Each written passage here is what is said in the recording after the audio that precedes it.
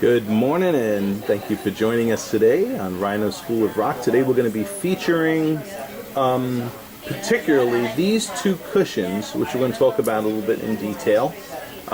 These are two recently acquired cushion cuts, modern faceted cushion cuts. The diamond on the left is a 3 carat, a little over 3 carats, a GSI1, okay? And just telling you what we see as we see it. Really nice brightness and contrast patterning happening down the crown facets. We are getting some bright reflections under the table, but as you can see in this region here, you are getting that crushed ice effect within the cushion. So this is kind of like a mixed optics all in the same diamond. I anticipate that when we look at this in spotlighting, we'll see good fire around the edges. We'll see what happens in the middle. So, but in any case, that is these are two cushions that we called in. They both have nice table depth ratios. They both have nice values on the GIA, polish symmetry.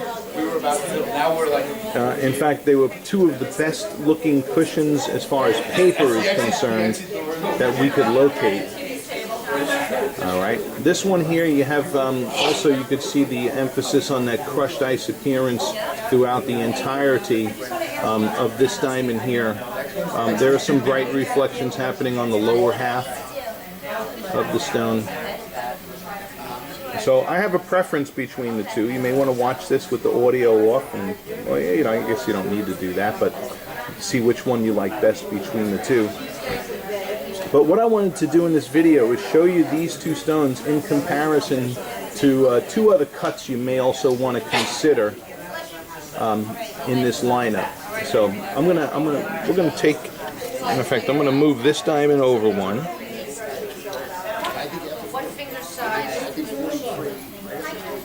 And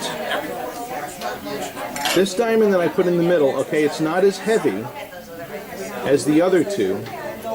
It's not a 3 carat, but this is a 2 1/4 carat GVS1 August vintage cushion.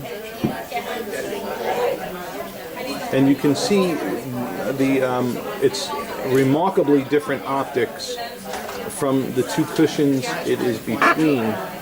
And even though it is less in weight, it's not an earth-shattering difference in size or circumference. August vintage cushions will have one of the best spreads within the cushion cut diamonds that you'll see, and its optic is entirely different from a modern faceted cushion. Okay, it's not modern, but I kind of wanted to throw this in here for just for contrast, really. All right. And while we're here in the diffuse lighting, I think I'll change over to spotlighting, show you fire and sparkle now in these diamonds. Actually, before we go into spotlighting, I thought I'd put this in between these two cushions in between, with a round in between. Now, the round diamond that we have in between the two of these is a 2 1/2 carat. It's a GSI1. It's a little over 2 1/2 carats actually. A GSI1. This diamond has optics that fall in the zenith of GIAX/AGS ideal. Okay. There is a spotlight behind me. I'm covering now that spotlight. I want you to really see your brightness and contrast, but so this round, it does put you up there closer, to the budget zone that we discussed for the diamond and the ring, so it is a more valuable stone. 2 1/2 carat GSI1 has optics that fall in the zenith of the GIAX AGS ideal zone. It's not a picture perfect hearts and arrows, okay, but it does have optics such that we would back with lifetime policies, okay, in way of a round. Okay, and so here is a comparably sized round alongside of these 3 carat cushions. Alright, I thought I'd want to show you this comparison also. Okay, now what we'll do is we'll take these 4 diamonds under spotlighting, and we'll also look at them in natural ambient daylight as well. Alright, and I just left the round in here while we do the spotlighting, the stronger spotlighting environment. And you know, just like I thought, you know, see how you see those stronger reflections of colored light around the perimeter of this cushion? Okay, so around the perimeter it's got it. Under the table it does have more of that more teeny tiny, eensy beensy type of reflections. Okay, in this cushion, which is the 3-carat GSI1. The hearts and arrows, as you can see, has big, bold, broad flashes. I shouldn't say big, bold, broad, but many smaller reflections happening throughout the entire diamond with some nice broad fire flash going on as well. You see what I'm talking about. Okay. And this cushion here, just like when we were looking in diffuse lighting, it had some decent brightness around that bottom perimeter. And here you can also see good fire around there too. But many broken up reflections happening under the table and then up towards the top of that last cushion. Alright. Now what I'm going to do is take out this last cushion, and I'm going to put that that 228 GVS1 August Vintage cushion here. Okay. And August Vintage cushions will be, you know, you'll get colored light off of those broad reflections there, off of the broad facets underneath. So August Vintage cushion has fewer, bigger reflections of light, as opposed to, say, a Hearts and Arrows round, which has more smaller reflections of light. Okay. It's just leaving the diamonds. Let me straighten out that AVC.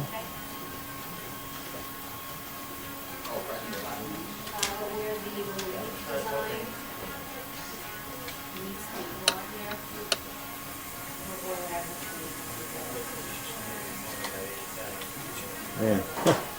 So here's a nice even comparison of these 3 diamonds. Alright. Here's just leaving them up like that, and I'm passing. Now I'm just going to move the light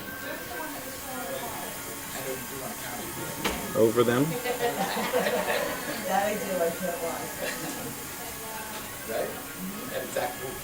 Alright, so there's all kinds of things to think about here. Alright, well, I'm going to go by the window and do a final comparison in ambient daylight to see what we see there too.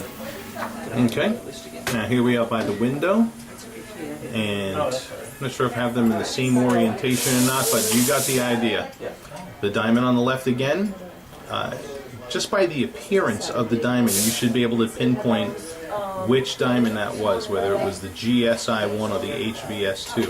And by looking at the brightness and contrast patterning down the crown angles, you can easily see that stone is the first stone, GSI1. So I have them in the same order that I did in the videos before, in the scenes before.